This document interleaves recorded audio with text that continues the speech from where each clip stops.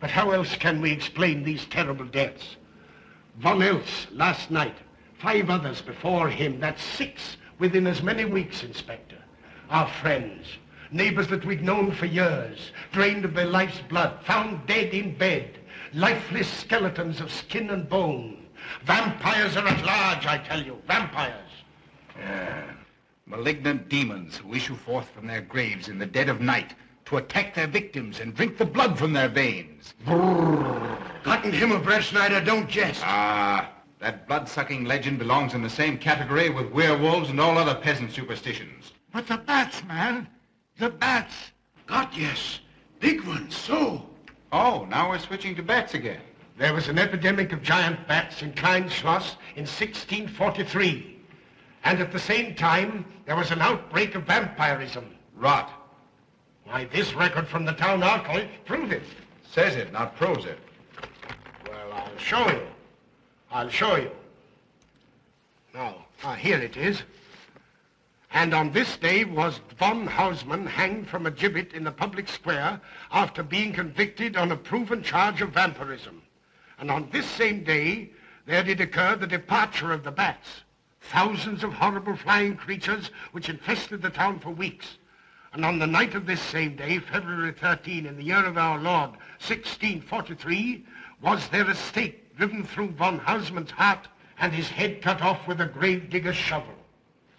There. Well, all the records in the world can't make me believe in vampires. There are blood-sucking bats, yes.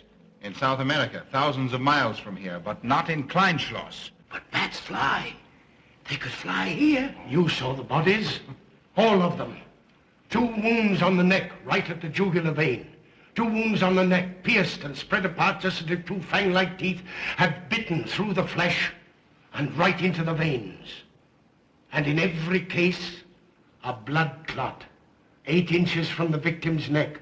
The mark of the feast, the devil's signature. Does that appear the mark of a human being or a demon's? God save us, the devil's. You ought to make a pretty fair meal for a vampire. But let's be consistent. Are these human vampires or bats? Vampires can take the shape of a human or a bat, just as they choose. Oh, they're magicians. Well, it doesn't make sense to me. The whole village is in terror. We live in closed houses, behind locked doors and bolted shutters, not daring to close our eyes, fearful lest this unseen silent death may find us in our sleep, for it is then that it strikes, swiftly, silently, ghastly. My room is tightly closed. The windows are barred, nailed down. Nothing can get in. Nothing. But they tell me vampires can go through stone walls like that. God save me, so they can. We've got to do something, I tell you. Kleinschloss will become a deserted village.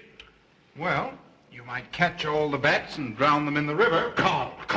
While you're hunting for vampires and chasing bats, I'm looking for a human being. A murderer, a fiend. Well, then don't jest about it. Do something. I'm trying to. Every hour, every day, every night since this thing started.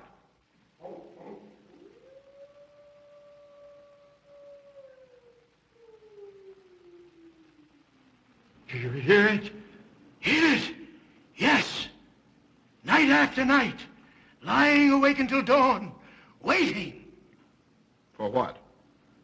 I don't know. That's what I thought. Good night, gentlemen. Don't let the vampires get you.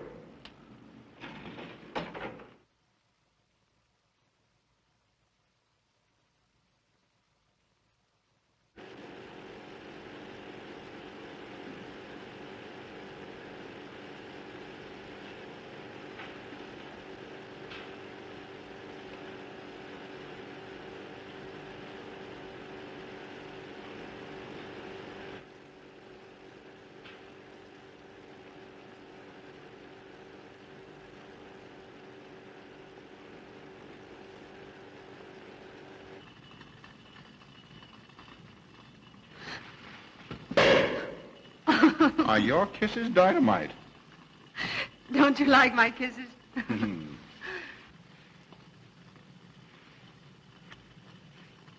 Well, how's my mastermind this evening?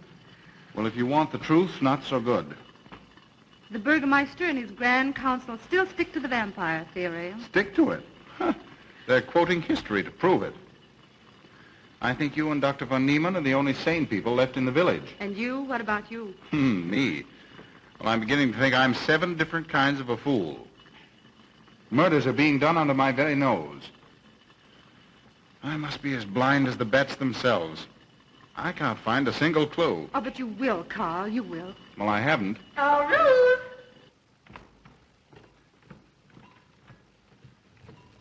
And here comes dear Aunt Gussie to spread good cheer and hope. Just what I thought. Slaving your life away in this awful place. It hasn't got that nice, clean, wholesome smell of a hospital. How are you, Carl? Oh, quite well, thank you. Well, I'm not. This clammy old place is bound to give me pericarditis, enterocolitis, neuritis, well, anyway, rheumatism. You have some coffee? No, thank you, Frau Stammmann. No, it's just as well. There's only 2 cups. Yeah. That'll take the chill out of your bones. Thank you. Speaking of chills, Frau Stammmann, did you know the village is supposed to be infested with ghouls and vampires? Oh, Carl. Vampires.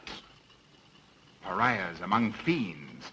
Demoniacal creatures with huge canine teeth who bite deeply into the necks of their victims to quaff and gorge on blood. Warm human blood. There's no such thing as a vampire, Carl Brett Snyder. I don't believe in it. You're just saying that to frighten me. And I just won't be frightened. I'm entirely too sensible to believe in such rubbish. I beg pardon. Oh, so it's you. I'm sorry if I frightened you. Who said you frightened me? I'm not afraid of anything. Could you tell me where Dr. von Niemann is? Well, he drove to the village to see Martha, the old apple woman. Thank you.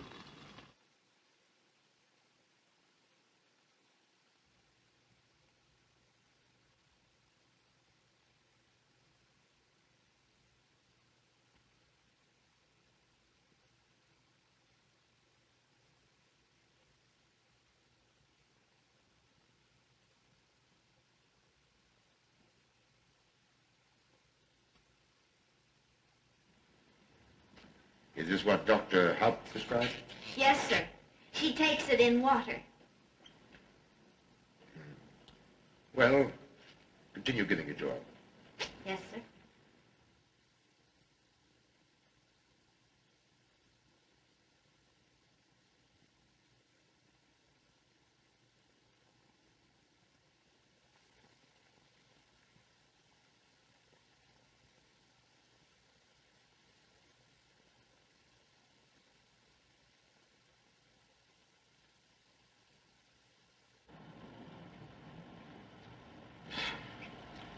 It's stifling in here.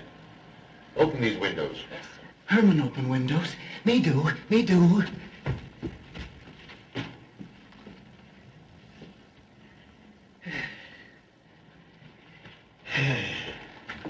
Well, she'll sleep well now, poor soul. It won't be necessary for you to stay here. A good night's sleep will work wonders for her. It was kind of you to come, Doctor. Oh.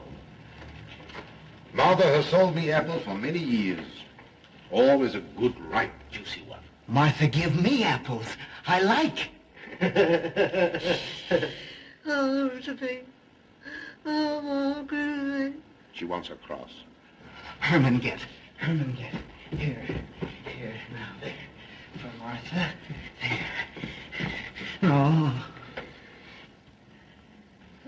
She won't let it out of her sight. A terrible experience. To be attacked by a giant bat is enough to shatter anyone's nerves. She talks about it all the time. How it flew in her face and tried to sink its teeth in her throat. No. Bats no do. They soft, like cat. They not bite Herman. Be quiet, Herman. See what you've done. There, Martha, there.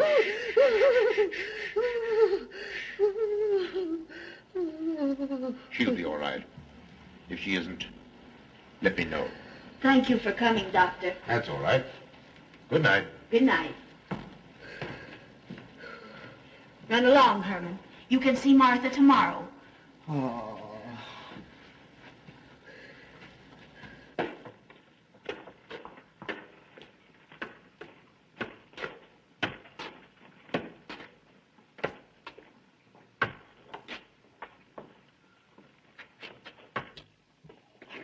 Ah, Dr. von Niemann. Ah, Kringen, how are you? Much better, thank you kindly, sir, since you prescribed for me. That's right.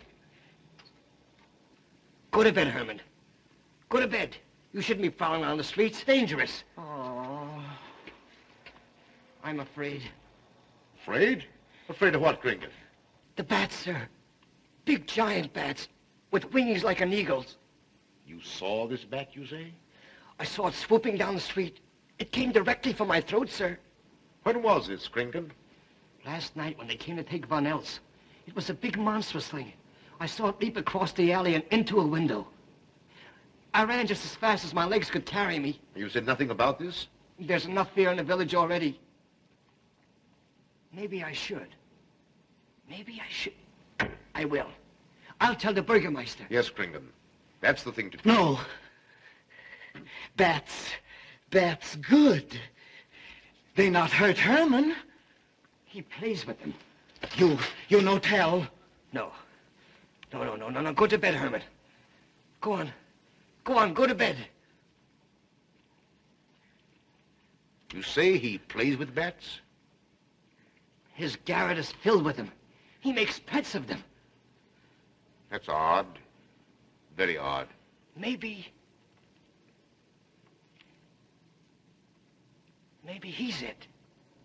Herman prowls around the streets all hours of the night, just like an animal. Maybe he's the vampire. Now, don't start any gossip about that, Kringen. Heaven only knows where it might end.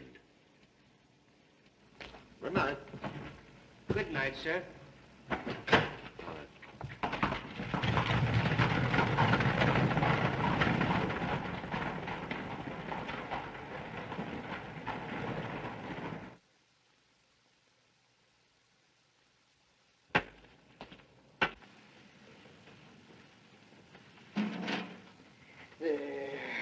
Now, soft, nice. There. See? What did I tell you? Perhaps there's something in what Kringen says. Seems strange that a human being should want to play with bats.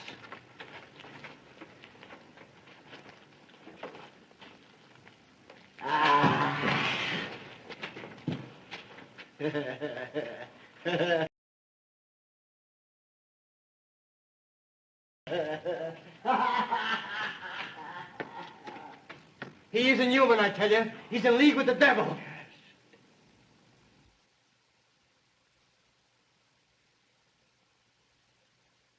Put it on. There. Thanks. Now go to sleep. You'll be all right in a few days. The doctor says so. Close the window. I'm afraid. The vampire. Well, he said leave them open, but I'd have them closed.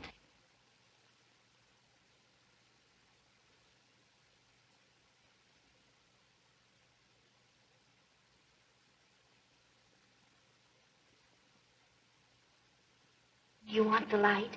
Leave the light. I'm afraid. Well, I can't blame you for that either. I'll turn it down a little. Good night. If you want me, just pound on the floor. I'll hear you. All right. Good night. Good night, Martha. Oh.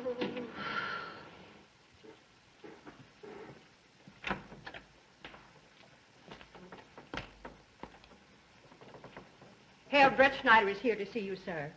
He's in the laboratory with Miss Burton. Oh, thank you.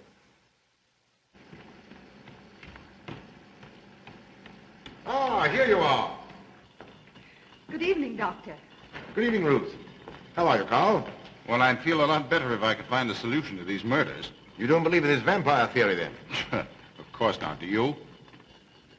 There are many strange happenings, my boy. Many mysteries beyond the power of the human mind to comprehend. Have you a theory which might explain these deaths?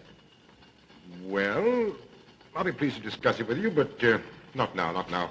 I have some very important work to do. Well, tomorrow, then. Tomorrow? Yes, perhaps. We'll see. Oh, this isn't so important, Miss Betty, that you can't let it go till tomorrow. All right, thank you, Doctor. Oh, how about Martha? Huh? Oh, nothing serious. Just a case of nerves, that's all. Good night. Good night, Doctor. Good night, Carl.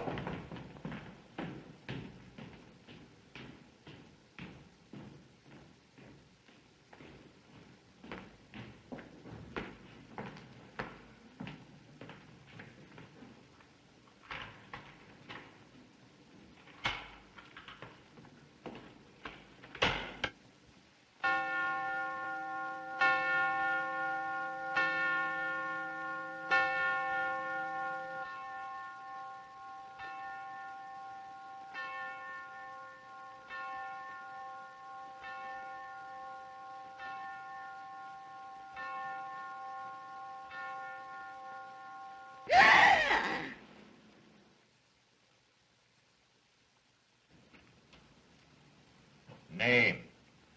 Martha Muller. Age? I don't know. Cause of death? Like all the rest. The vampire. Yes, that's so. When I said I was going to tell you, his eyes glowed up like coals of fire. His hand reached out towards me, as if he were going to sink it into my throat. And weigh this well. He never works and never begs, and yet he appears well-fed always. That's so, he does. Well, what does he live on, then? I'll wager as Kringen says. And my woman was in Martha's room tonight when Herman put a flower in her hand. Strange business, if you ask me. Mighty strange. I hate to be in your shoes, Kringen. Yes, after what happened tonight, I'd lock myself in my room and pray God to protect me from the devil.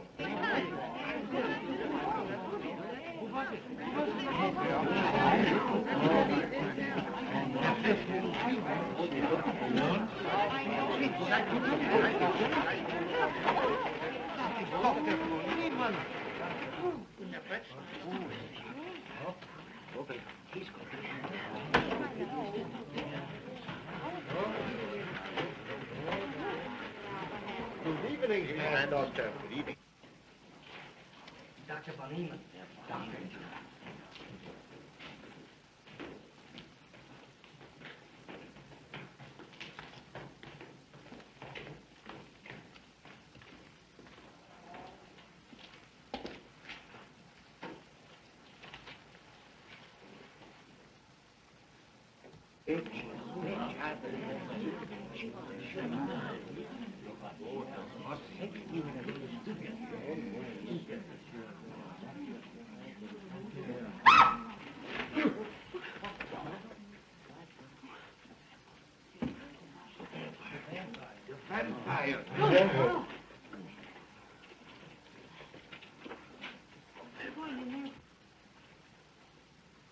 Well, what do you make of it, Doctor?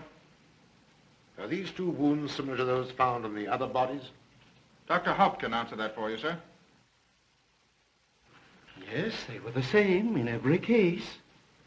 This is a strange condition, Carl. So strange that I doubt the evidence of my eyes. What was your conclusion, Haupt? I diagnosed the wounds as having been made by needle-sharp teeth. Punctures are clean cut, penetrating into, but not beyond, the jugular vein. Do you mean to say that you also believe they could have been made by teeth? Frankly, I do. Ah, you see, Brett Schneider? What kind of teeth, Doctor? An animal of some sort. It's hard to say. The fangs of a wolf, perhaps. A werewolf. Could they have been made by, well, a bat, for instance? A certain species, yes. There are vampire bats. Dr. William Jamison, who explored many of the tributaries of the upper Amazon, states that blood-sucking bats do exist. He further asserts that the victims often become blood drinkers themselves, citing a case in which he saw a native tortured to death in an anthill by his tribe brothers. They swore he had become a human bat, and, states Jamison, he confessed it. Do you mean to say that such a thing as a human vampire is possible? Who can say? Historic records would have us believe that an evil soul, assuming there is such, can take any shape it pleases. So why not into that of a human being? Eh, Carl? Why not? Have you any literature on the subject, Doctor? Yes, I have many interesting volumes on my shelf that might prove very enlightening. I'll be glad to show them to you. I don't mind admitting that I'm up a tree. Stumped. Well, we'll see what can be done, my boy. No, Herman. This is no place for you. Go away, my boy. Go away. Good night, John. Good night, Doctor. Good night, Hal. Good night, Doctor. In the morning, Carl. Thank you, Doctor. I'm sorry to have dragged you out at such an ungodly hour. Oh, that's all right. That's all right.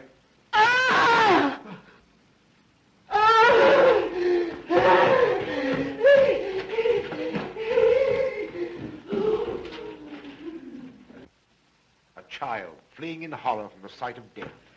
There goes the vampire. Arrest him. Lock him up. Kill him. Has the entire village gone mad? Herman wouldn't harm a baby, and you know it. I've walked the streets of this village for over 40 years, but tonight's the end. He knows that I've told he plays with bats. He knows that I saw him sneak into Martha's house just before midnight. Perhaps he was taking her another flower, Kringan.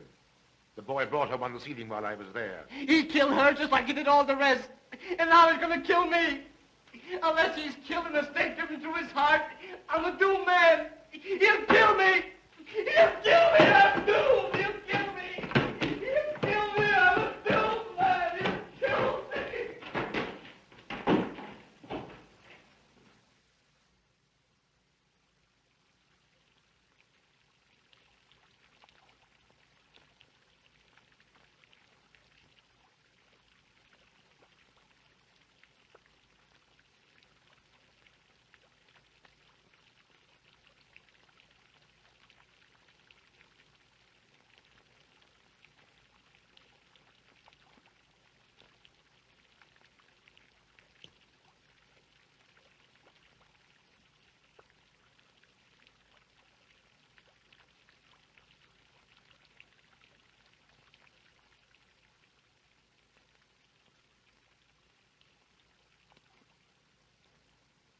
Good morning, Mr. Brett Schneider. What brings you to Klein Schloss so early? You.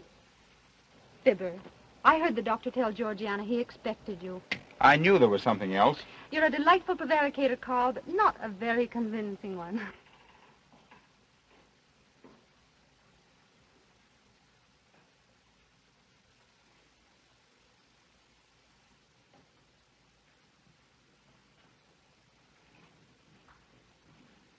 Oh, you don't mind me using your stethoscope, do you, Doctor? Not at all, Frau Schnappen.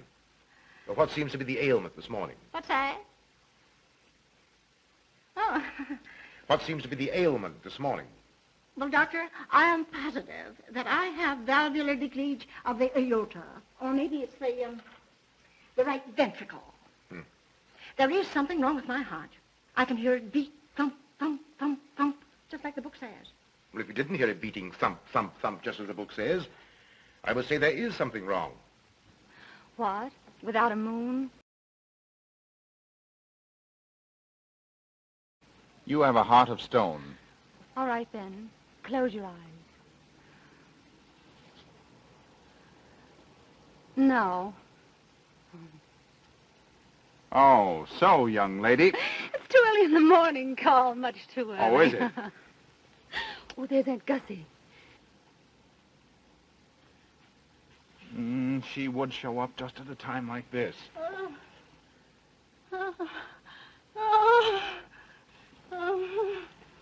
Well, Aunt Gussie, what's the matter now? I have palpitation of the auricular, ventricular, and microvalves with a cardiac tendency. You mean your heart's beating? Of course it's beating. Dr. Von Neelen tried to assure me, but I know it's serious. I'm liable to go just like that. Did he prescribe for you, dear?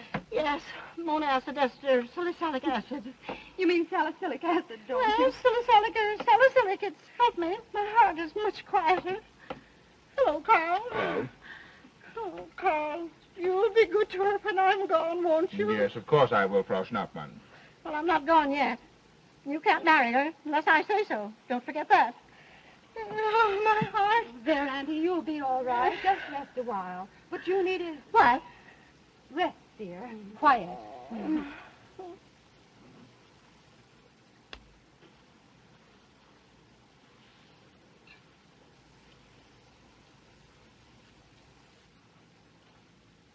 Aunt Gussie has a heart like a steam engine. Come on.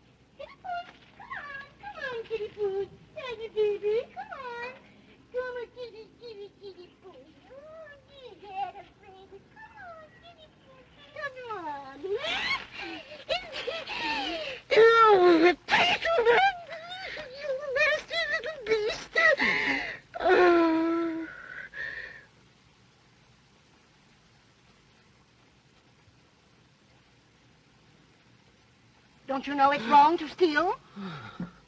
You've cut yourself. See? Blood. Yes. Stop it, stop it. No hurt me. No hurt. Oh, you poor thing. Now, you wait right here, and I'll run in the house and get something for that finger. A subcutaneous wound like that might easily result in a tetanus infection. Tetanus lockjaw. Not that you need be afraid. From the way you talk, I think you've got it already. Look, here's a nice juicy apple for you.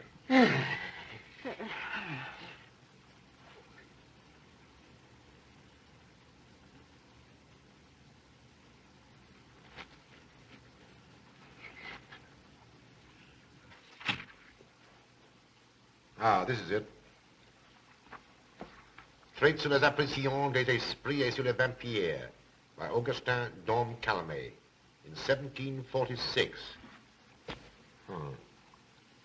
Let us suppose that these corpses do not actually stir from their tombs, that only the ghosts or spirits appear to the living. Wherefore do these phantoms present themselves, and what is it that energizes them? Is it actually the soul of the dead man which has not yet departed to its final destination? Fiddlesticks. Now, how could a corpse buried under 4 or 5 feet of earth get out to do any such foolishness? I don't believe it. It's a fair question, Doctor. How could it? Well, according to accepted theory, the vampire dematerializes its body and reintegrates it outside the grave. It's a good explanation, if you can believe it. And while I'm standing here listening to all this rubbish, there's a poor man in the garden in danger of a tetanus infection. Now, what should I do for him, Doctor? Shall I apply mercurochrome or 2% solution of bichloride? Well, either will do. Get some gauze and some mercurochrome. Thank you, Doctor. I'll wait here. Difficult to believe, isn't it?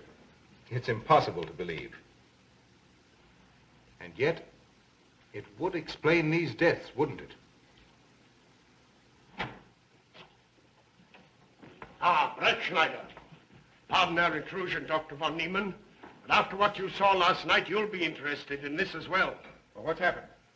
Kringen was found dead an hour ago, with the 2 punctures in his neck and not a drop of blood in his body. And what's more, Herman Gleib has disappeared. What? Now are you convinced that we were right and you were wrong? That'd be proof enough for anybody. Kringen said Herman would get him, and he did. Well, Brett Schneider? I appoint you my deputy. Organize a searching party and comb this countryside from one end to the other. Find Herman Gleib and bring him in, but don't harm him. Do you understand? What good will that do? He's a vampire. There's only one thing for us to do when we find him. Kill him and drive a stake through his Herman heart. Gleib will be tried by a court of law. If the charge against him is proven true, the law will decide what to do with him, not you. Now get your men together and do as I tell you. That's the way to talk. I'm going into town for a little while, Doctor. Would you care to come along? Oh, I hardly believe so. There's little to be done until they find the boy. If you need me then, All right, thanks. I'll let you know.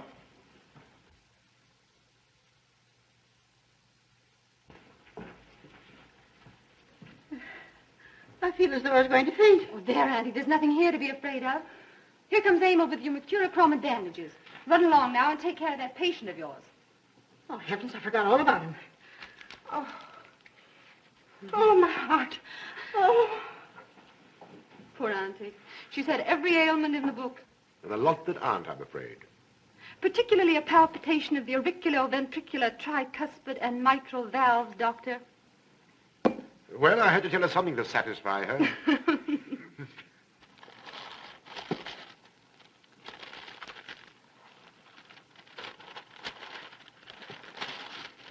Here, you mustn't do that. Now, where's that finger?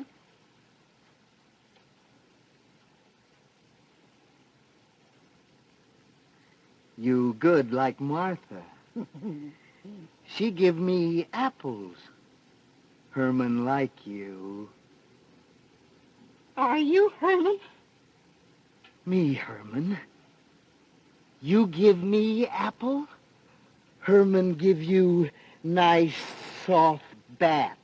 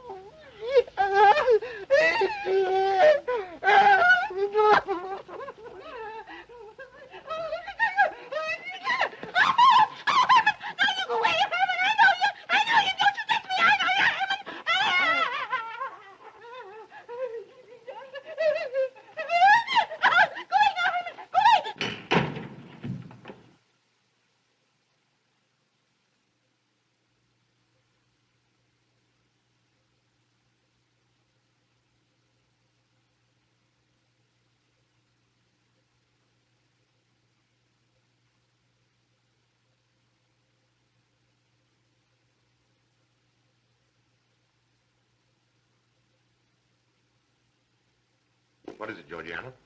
I just found this in Emil's room. Well? It belonged to my friend, Martha Mueller. Are you certain? I gave it to her myself. Martha died last night. I find her crucifix in Emil's room. Doesn't that mean Emil is the one Herr Brettschneider is seeking? This amazes me, Georgiana. It's impossible. It rained the night Von Elst died. There was mud on Emil's shoes the next morning. Have you mentioned this to anyone? I intend to tell Herr Brettschneider when he calls again. I can't believe it. Leave this with me. I want to talk to Emil before you say anything to anyone. The Burgermeister should know at once. Yes, all in good time. Emil has been with me too long for us to jump at conclusions. Don't say anything until I tell you, and send Emil to me. Very well, Doctor.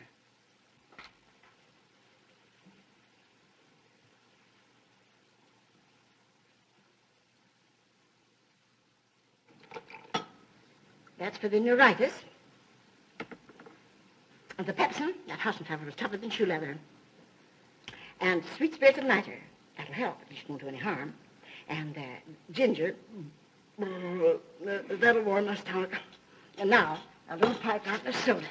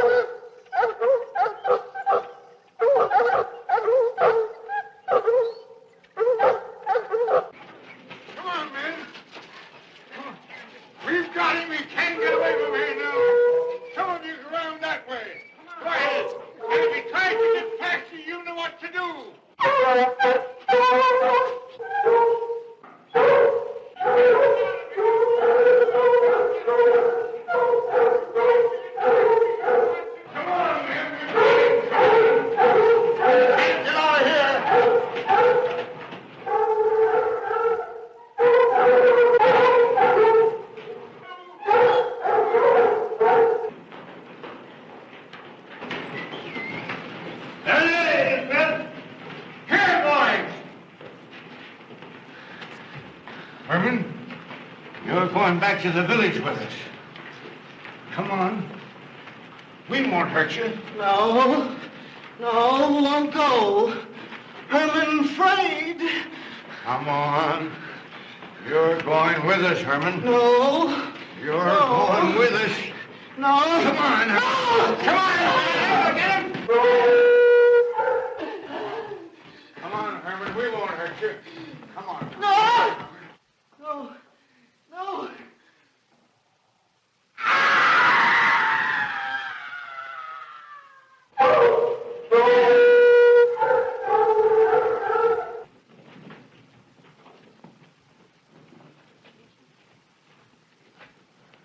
Come, that settles him. Yes, let's go.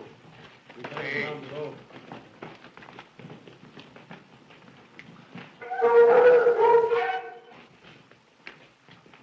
We've got to make certain.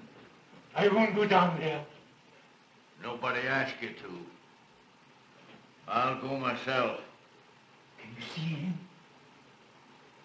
He's on a ledge about 50 feet down. I'll get a rope. We've got to make certain, I tell you.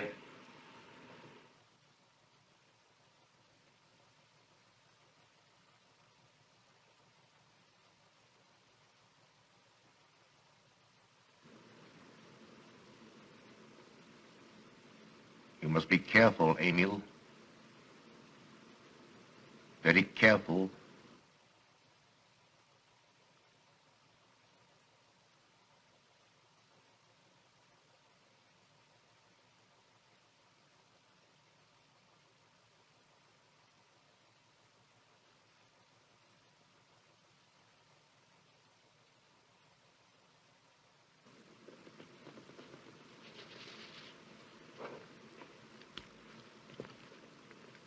No.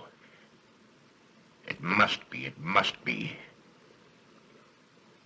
She's no better than the rest. I've got to go on.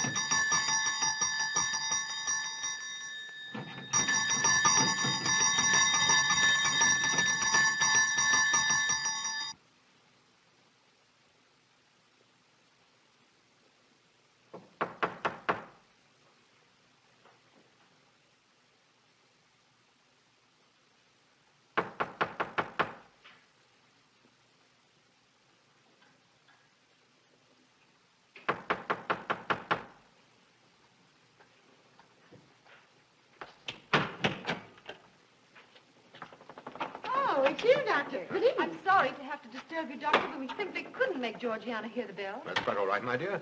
Georgiana's becoming careless. Very careless. Yes, I've noticed that, too. In my opinion, she has nagana. That's sleeping sickness. You know the symptoms, Doctor. At first, I thought it was creeping paralysis, so I stuck a pin in her leg to see, and there was a splendid reaction of the reflex motor nerve. Why, Auntie. You're shocked. So was she. Won't you join me in some coffee? Yes, thanks, Doctor. We will. There are a few questions I'd like to ask you about. About blood and murders and vampires, I suppose. Yes, I'm afraid so. Oh, so am I. Well, good night. If such a thing is possible, I'm going to bed. Won't you join us too, Frau Schnappmann? Coffee at this hour of the night? No, thank you. I'm going to stick to my monacid ester salicylic salad. Acid, Doctor, acid. Good night.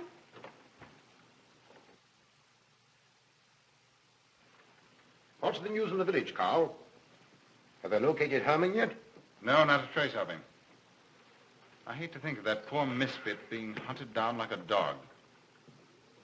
You know, I simply can't bring myself to believe in that vampire theory. Will you pour, Ruth? Certainly. I know, Carl. Our saner, calmer judgment tells us that such things can't be, and yet, here, for instance, in this ponderous tome, are cited 1,001 phobias and complexes that human beings are heir to. Some of them are strange, more untenable even than werewolves and vampires. Could I have some more, please? You drink entirely too much coffee. Well, it's my one weakness. And also my excuse for tolerating Georgiana's laxity and other things. She does know how to make good coffee. Thank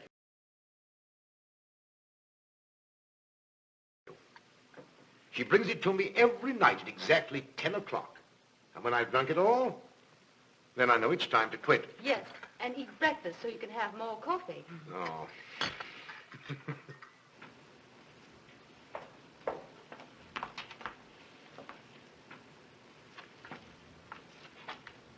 Georgiana, you mustn't lie like that. You'll get yourself a torticolis. No, stiff neck. Georgiana.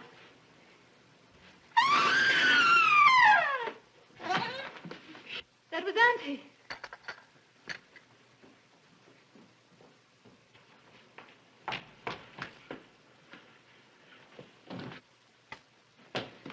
Auntie! Oh, my God. I'm all right. I'm all right now. Oh, it's just... Amy, help Frau Schnapper to her room. I'm silly imagination.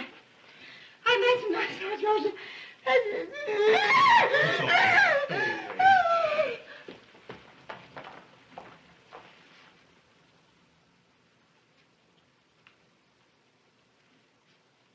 The same 2 wounds, Doctor. And my last words to her were angry ones. A petulant reprimand for being late with my coffee. What time is that? About 2 or 3 minutes after 10. She's been dead then about 45 minutes. Bloodless like the rest. It passes all belief. Ruth's aunt saw Herman Gleib in the garden this morning. Could it be that he...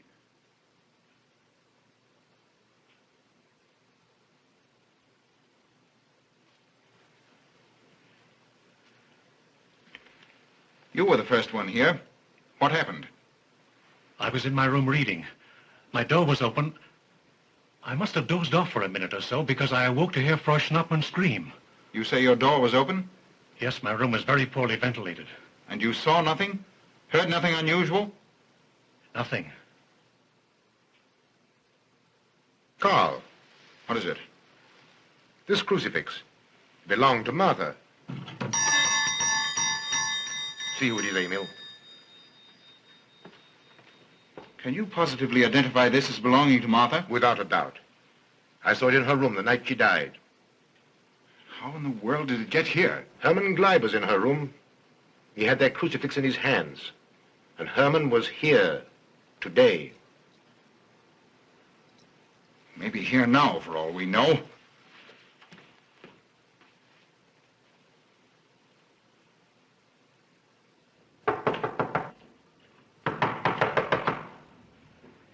Who is it? Ah. Oh, How is she? she's had a real shock this time, but she'll be all right. I'm putting her to bed. Leave her there. Don't let her out of this room. And don't you leave it either. Why, what do you mean? It looks as if Herman Gleib is the killer after all. It's possible he may be hiding here in the castle. Why, what makes you think so? I'll tell you later. Stay in your room and keep your door locked. Don't worry about that.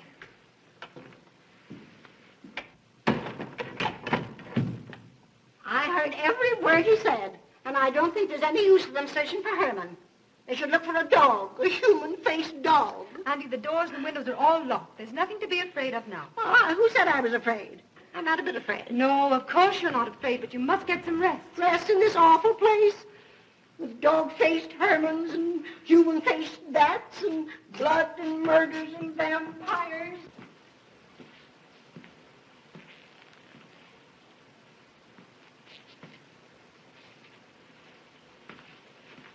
Find anything, Carl? There's an unbroken cobweb in that window.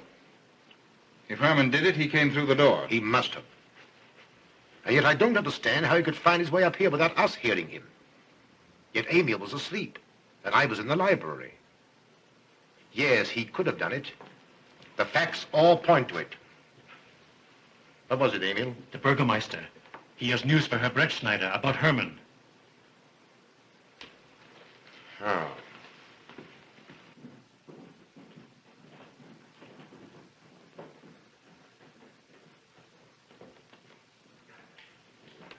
Pardon the intrusion, Doctor. Pardon the intrusion. I knew Carl was here, and I thought you wouldn't mind if I ran in to tell him the news. About Herman? Yes. He fell into the devil's well in the cave. He's dead? Dead as a doornail. This ends our troubles, Carl. The vampire's dead. I can feel it in my bones. Well, your bones may be wrong. What time did this happen? Quite early, about 9 o'clock. The cave is nearly 2 hours from here. That's why we didn't hear it sooner. Well, it may interest you to know that there's been another death after your vampire died. Who? Dr. von Niemann's housekeeper. Right here in her own room. Mother of mercy. What are we going to do? But a natural death wouldn't kill a vampire, Carl. You know the accepted theory. A stake driven through the heart. Oh, yes, that's the theory, all right. But... What? But they did. They drove a stake through his heart. Good God, are we living in the Middle Ages? It wasn't through my sanction, Carl. Basawa did it. He told me so himself. Well, that ends the vampire theory as far as I'm concerned.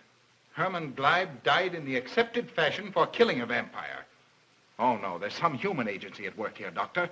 A madman who kills to satisfy some violent, sadistic urge. Yes, you're right, Carl. I've been a fool, a superstitious fool. Did they leave his body in the cave? Yes. Yes, they did. Well, in view of what's happened, don't you think you owe him a decent burial? You're right. In view of what has happened, we do owe him that, Carl. I'll see to it at once, this very instant. And I'll make arrangements for Georgiana's removal to the morgue. Good night, Doctor. Pardon the intrusion. Good night, Gustav. Pardon the intrusion. Well, here I am, just where I started weeks ago. There isn't a single theory that doesn't lead straight into a stone wall. I've jested about this vampire business because my better judgment told me it was a lot of nonsense. Then I reached the point where I was willing to accept even that, because it seemed to satisfy the equation. All of us have been superstitious. I don't know which way to turn, where to look, what to look for. Why should anyone want human blood? Why? Calm yourself, Carl. Calm myself? Calm myself? With all these unsolved murders staring me in the face and no solution in sight? How much blood is there in the human body, Doctor? About 6 liters, approximately. Can you think of any purpose for which that amount of blood might be used? No. Not even in transfusions. That's the point which stops me. There isn't any other use for human blood. Murderers leave clues. And these atrocities are murders, Doctor. Those simple fools in the village can believe what they like, but you and I are sane, thinking people. And you know and I know, Doctor, that these are murders. The last one was done here. In this very house, right under this roof. All right, I'll start here. I'm going over every foot of this place, both inside and out. Nobody, sane or insane, is clever enough to get away with murder without leaving a clue of some sort. And I'm going to find that clue. Now, come, Carl. You mustn't let your nerves run away with you. Here. These will help to give you a good night's sleep. If there are any clues, they'll be here in the morning when your nerves are calm and your mind is clear.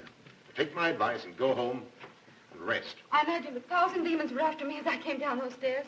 Ruth, didn't I tell you to stay in your room? Yes, but I wanted the doctor to come up and quiet Auntie. You know, it isn't her imagination this time. Of course, Ruth, I'll come right away. Take my advice, young man. Go home and go to bed. Good night, Carl. Good night, Ruth.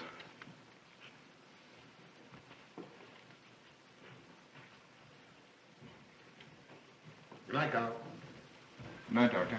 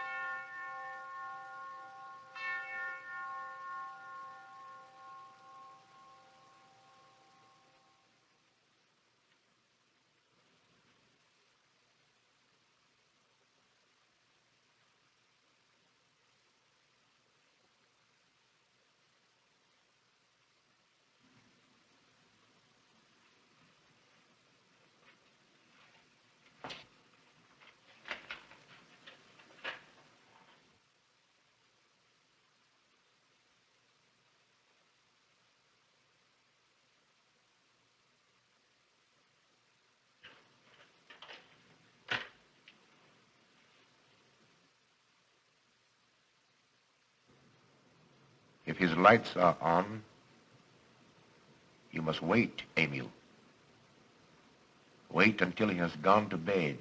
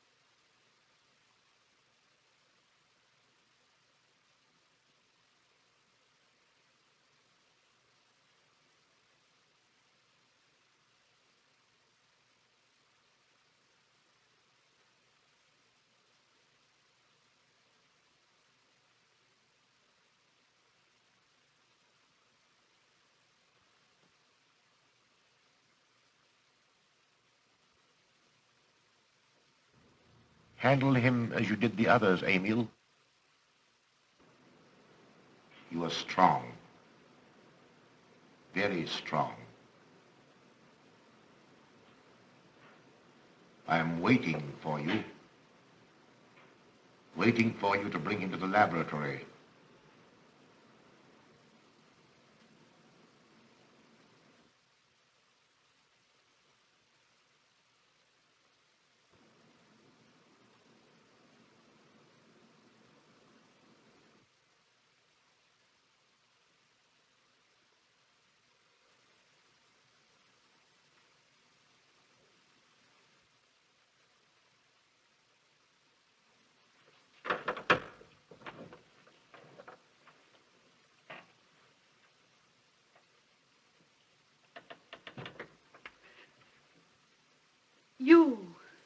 You're the one.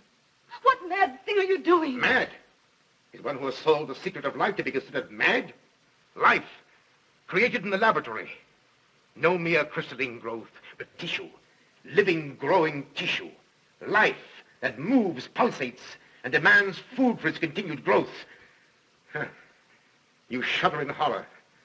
So did I the first time. But what are a few lives to be weighed in the balance against the achievement of biological science? Think of it. I have lifted the veil. I have created life. Wrested the secret of life from life. Now do you understand? From the lives of those who have gone before, I have created life. I'll tell Carl. You may. For tonight, Carl's name will be added to yours. And all of those whom this achievement will immortalize.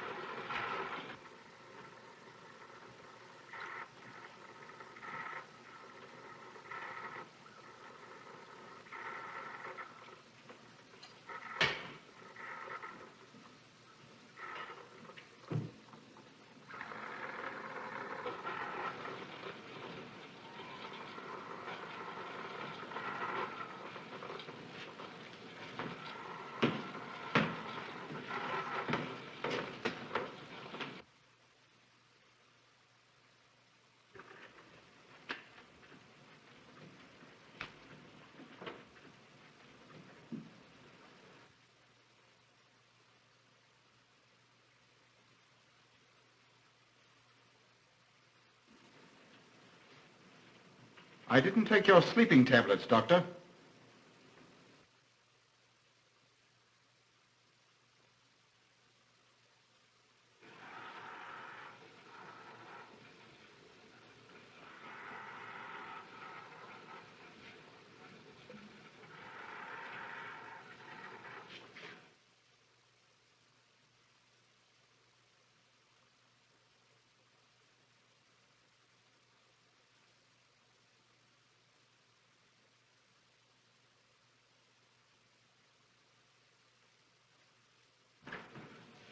Emil brought them here. He's the one who murdered them. Stay where you are. You'll have a chance to tell everything, Doctor.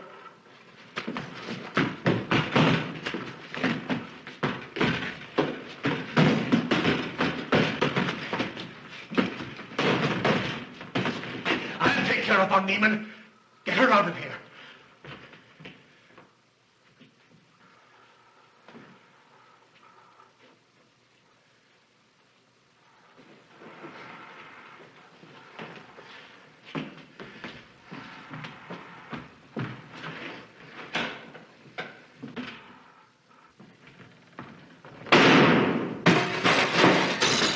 You stay here.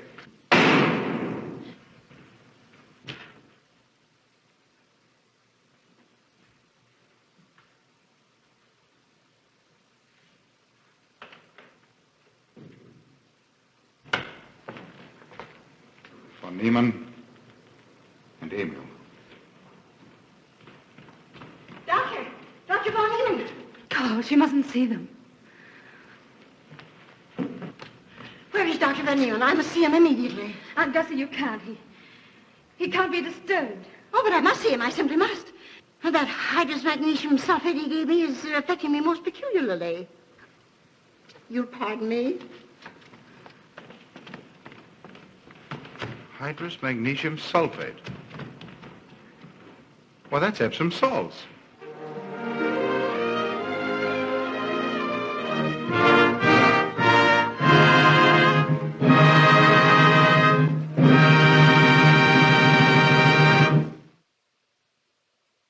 Night falls over the small German village of Kleinschloss, and the world seems to shrink beneath the weight of mist and superstition. The cobblestone streets glisten with damp fog, lanterns flickering like weary sentinels against the dark. Above the rooftops, the ancient church bell tolls midnight, slow, hollow, eternal, and in that echo, something stirs. The villagers draw their curtains tight, their whispers mingling with the wind, stories of bloodless bodies found at dawn, of wings flitting through moonlight, of a shadow that drinks from the living. The word they fear slips from trembling lips in secret: vampire. It's not said loudly, for even the sound might summon it. In the heart of this haunted place lives Ruth Bertan, a woman of calm grace and quiet strength, her face pale as the winter moon. She tends to her mother and helps in the village, her life simple yet shadowed by worry. Her closest friend and love is Karl Brettschneider, a young inspector with sharp eyes and a mind that rejects the old fears. To Karl, these are not the works of demons or the undead, but of flesh and blood, crimes committed by men hiding behind myth. Yet as he moves through the fog-laden streets, even he feels it, that strange, electric stillness that clings to the air, the sense that the night itself is watching. Overseeing it all is Dr. Otto von Niemann, a respected scientist whose calm voice and steady hands give the villagers comfort. He is a man of intellect, logic, and authority, the kind who stands tall when others tremble. His great laboratory looms above the town, a cold sanctuary of flasks, lights, and the hum of experiment. He assures the frightened townsfolk that there is no vampire, that disease, not darkness, takes the lives of their neighbors. And yet, behind his measured tone, his eyes gleam with something unreadable, something that feels colder than reason. As dawn breaks, the village awakens to another horror. A woman is found pale and lifeless in her bed, 2 small wounds upon her throat. The priest blesses the house. The doctor examines the body. Whispers rise like smoke. It happened again. The camera lingers on faces, terrified mothers, Weary men clutching crosses, the old muttering prayers to saints long forgotten. Fear becomes a fever that spreads faster than truth. Even Carl, though stubborn in his disbelief, feels it gnaw at his certainty. That evening, Ruth waits by her window as the sun sinks behind the hills, its dying light bleeding crimson across the sky. From the forest beyond, bats rise in dark flocks, sweeping across the clouds like living shadows. Their cries pierce the silence, shrill, otherworldly, alive with hunger. One flutters close, its wings brushing against the glass before darting into the gloom. Ruth gasps softly. For a moment, her reflection merges with the darkness beyond, and she feels as though the night itself has seen her, chosen her. In the tavern, the townsfolk drink to quiet their nerves, but their talk only deepens the dread. Names are whispered, the strange, reclusive Herman Glebe, who keeps bats as pets and wanders the woods by moonlight. He's not natural, someone says, and the others nod grimly. When fear can't find an answer, it finds a victim. The flicker of the fire casts their faces in crimson and shadow, the light dancing like flames of judgment. Outside, the fog thickens. The streets are empty now, save for one lone figure, a bat fluttering past the full moon, its wings spread wide and silent. The camera pans slowly upward, following it through the mist as the bell tolls again. The sound rolls across the rooftops, through open windows, through the hearts of every trembling soul in Kleinschloss. And somewhere, behind a locked door, a scream cuts through the night. The town will wake again to blood, and the name, vampire, will no longer be a whisper, it will be a sentence. Morning rises over Kleinschloss, but there is no warmth in its light. The sun hangs pale and lifeless above the mist, its rays unable to pierce the gloom that has settled deep into the hearts of its people. The air is thick with the scent of damp earth and dread, and the church bells toll again. Not for worship, but for death. Another body has been found. Another victim, pale and drained, eyes frozen wide in silent terror. The villagers gather around, faces twisted with fear and fascination. Mothers clutch their children. Men murmur prayers under their breath. The words vampire, curse, and demon weave through the crowd like poison. The camera moves through them like a silent ghost, past trembling hands and flickering candles, until it finds him, Herman Glebe. Thin, nervous, with eyes too wide and gestures too twitchy, he stands apart, watching. Herman loves his bats. He speaks to them as though they were his friends. He's odd, misunderstood, and in a world suffocating with superstition, that is enough to make him dangerous. Whispers follow him like footsteps in the dark. He's the one, they say. He walks at night. He talks to creatures of the devil. And soon, suspicion turns into certainty. Meanwhile, Inspector Carl Brettschneider walks the foggy lanes, his face tight with frustration. He wants to believe in reason, in evidence, in the logic of the modern world, but the evidence slips through his fingers like smoke. No footprints. No forced entries. Only bloodless bodies, found in locked rooms. Every trail leads nowhere. And yet, all eyes turn toward Herman. Carl resists it at first. He's seen too many innocents destroyed by fear, but even he begins to feel the chill of something beyond explanation. Still, he clings to science, to the steady hand of Dr. von Neumann, whose calm voice soothes the frightened villagers. The doctor speaks of disease, of blood disorders, of medical anomalies. There is no vampire, he insists. But even as he speaks, his eyes glint with quiet amusement, as though he's watching a grand play only he understands. At night, the village transforms into a world of flickering lanterns and shifting shadows. Doors bolt, windows shutter, and the cobblestone streets lie silent except for the distant flapping of wings. The fear becomes a living thing, pulsing in every home. Ruth feels it too. Her mother grows pale, her health failing, her blood mysteriously thin. The doctor visits often, with gentle reassurances and strange injections. He tells Ruth not to worry, but the unease in her heart deepens. She dreams of bats circling her mother's bed, of wings brushing her face, of a soft whisper calling her name from the dark. And then, one evening, Herman is seen near the graveyard. He's talking to the bats again, laughing softly as they swoop and whirl above the tombstones. A villager spots him, and the panic ignites. A mob gathers, torches, pitchforks, the ancient rhythm of human fear. The streets echo with their cries as they surge toward Herman's cottage. He flees through the woods, his breath ragged, his eyes wild. The camera follows, branches clawing at his face, the moon a cold eye above. The mob closes in, their shadows long and monstrous.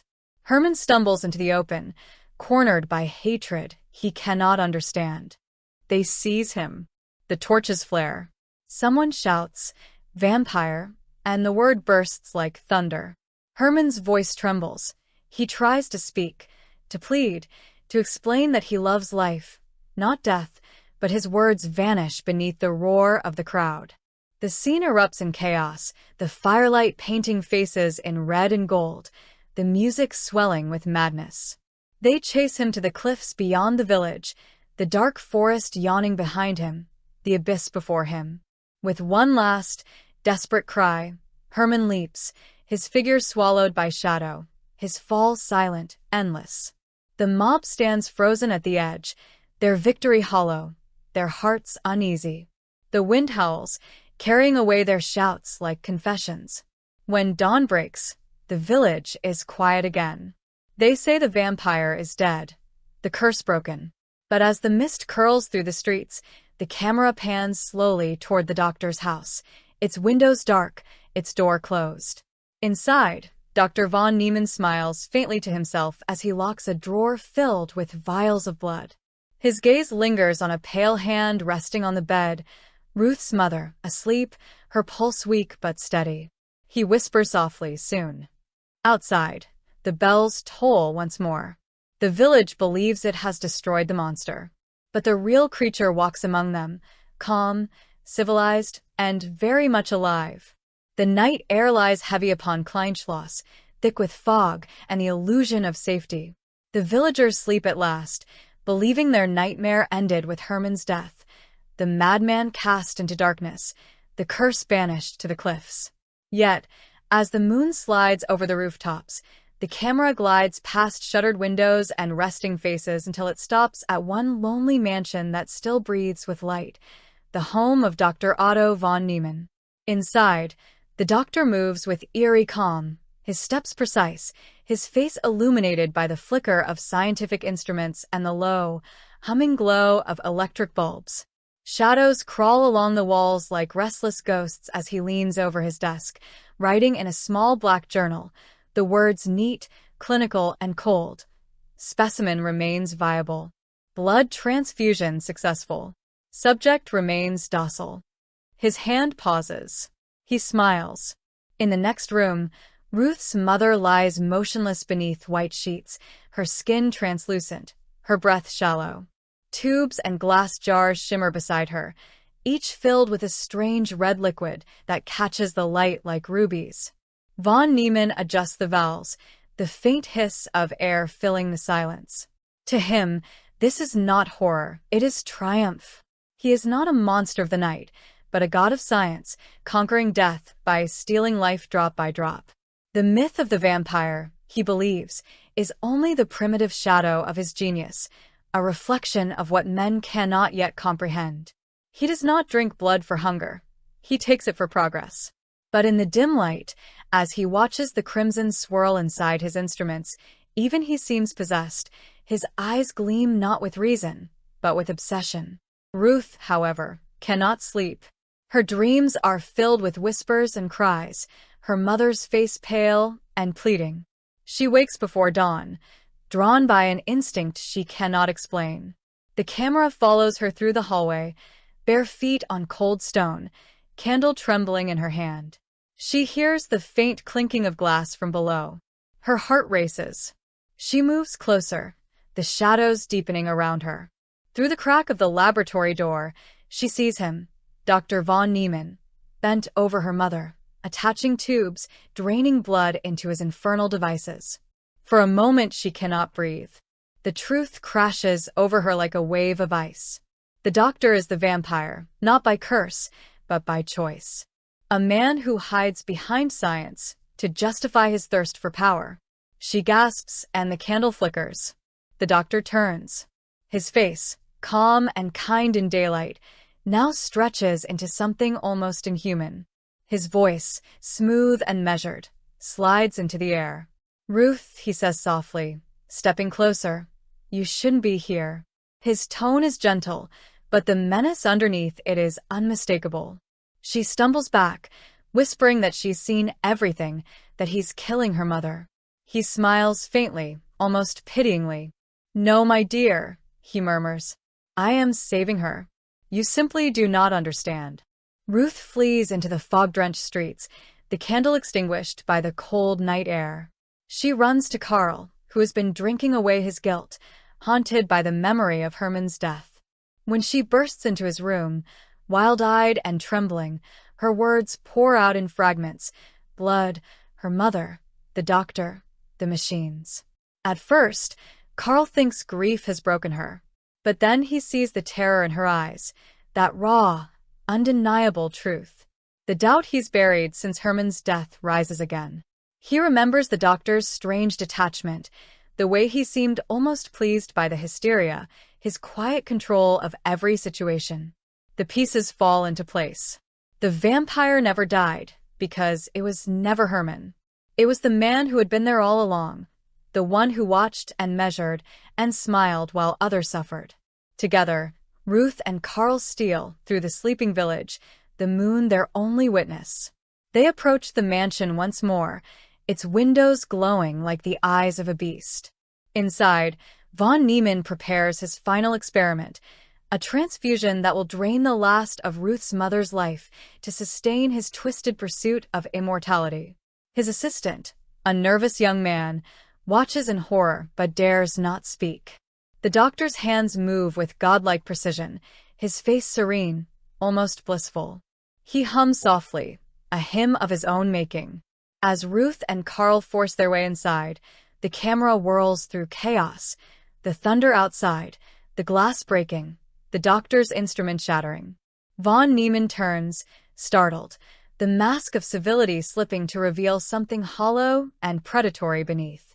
His voice rises, desperate now. "You fools. You call it murder. I call it evolution." But the words ring hollow against the storm. The lightning flashes across his face, revealing eyes that gleam with madness, not genius. The struggle is fierce. Carl lunges forward, grappling with him amid the swirling shadows and the hiss of ruptured tubes. Blood spills across the floor, bright and glistening beneath the flicker of electricity. The doctor fights like a man possessed, his strength unnatural, his will unbreakable. Yet, in his arrogance, he stumbles backward, striking the controls of his own machine. Sparks explode, wires crackle, and the hum turns into a violent shriek. The lab becomes a storm of fire and glass. Ruth screams as Carl pulls her back, and for an instant, through the smoke, von Neumann stands surrounded by the inferno he created, a silhouette framed in crimson light, his face frozen in shock as the flames consume his kingdom of science. The machine implodes, plunging the house into darkness. The screen fades to black, then silence. And when the camera opens again, it's morning. The mansion smolders quietly under the pale light of dawn.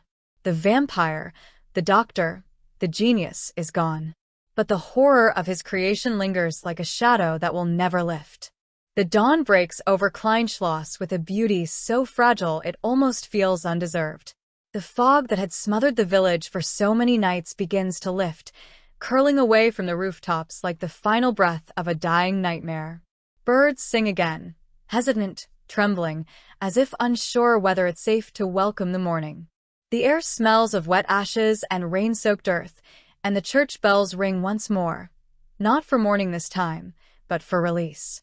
The camera pans slowly through the charred ruins of Dr. von Neumann's mansion, a graveyard of shattered glass, melted steel, and scorched ambition. The flames have died, but the smoke still rises, carrying with it the memory of a man who tried to play God and became his own monster. Ruth stands among the rubble, her face pale but calm, her eyes reflecting the ghostly light of dawn. In her trembling hands, she holds a locket, her mother's, found among the wreckage, still warm from the fire. Beside her, Karl Bretschneider watches the smoldering remains with the quiet solemnity of a man who has seen the veil between science and madness torn apart. His uniform is torn, his hands bruised, but his gaze is steady. They do not speak at first. Words would only break the spell of this fragile piece. Around them, villagers gather, those same men and women who had once screamed for Herman's blood. Their faces are filled not with triumph now, but shame.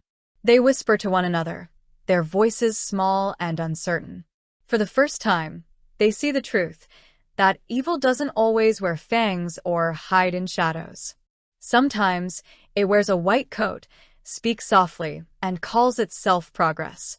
Karl kneels near the ruins of the laboratory, where twisted remnants of glass tubes and metal coils lie in tangled silence. The faint smell of ozone lingers, the scent of electricity and human folly. He finds a page half-burned from the doctor's journal. The writing, precise and elegant, reads, "Life is but a current. It must be captured, contained, and commanded." He stares at it for a long moment before letting the ash drift away in the breeze. For all his intellect, von Neumann had forgotten the simplest truth, that life cannot be owned. It can only be lived. Later that morning, the villagers walk to the cliffs where Hermann Glebe met his death. The wind howls softly, and wildflowers sway over the rocks. Karl and Ruth stand together as a small group kneels to lay flowers, a gesture of apology for a man they wronged. "He was only strange," Ruth whispers, "and they called him monster." Karl nods. The guilt weighs heavily on him. He, too, had doubted Hermann, too easily blinded by fear disguised as logic. Now, as he looks over the horizon, the sea below gleaming in the light of rebirth, he feels the cost of both superstition and pride. That evening, as the sun sets over the quiet village, Ruth and Karl walk along the old cobblestone road, their hands brushing together but not quite holding. The world feels changed, gentler, quieter. The windows glow again, and children laugh in the distance, the sound fragile but real. The bats that once haunted the bell tower flutter free into the dusk, no longer omens of death, but simple creatures reclaiming their place in nature. Ruth glances up, her voice soft. "Do you think it's truly over?" Karl looks toward the horizon, the last light painting his face in gold. "It's never over," he says, "but it's ours to keep watch now." The camera pulls back, the two small figures walking through the fading light, framed by the village that has survived its own darkness. The music swells, low strings and a single haunting violin, as the shadows of night begin to fall again, gentle this time, no longer cruel. A final shot lingers on the ruins of von Neumann's mansion, now just a blackened shell against the sky. From one of its broken windows, a single bat emerges, soaring into the crimson twilight, not as a symbol of terror, but of freedom, of nature reclaiming what men tried to corrupt. The wind sighs through the ruins like a whisper of forgiveness. The screen fades to black, and in white letters, the final words appear. The real monsters are not born of myth, but of man's hunger to master what should be cherished. The music fades. Silence. Then, the last image, dawn breaking once more over Kleinschloss. The nightmare is over. The story ends.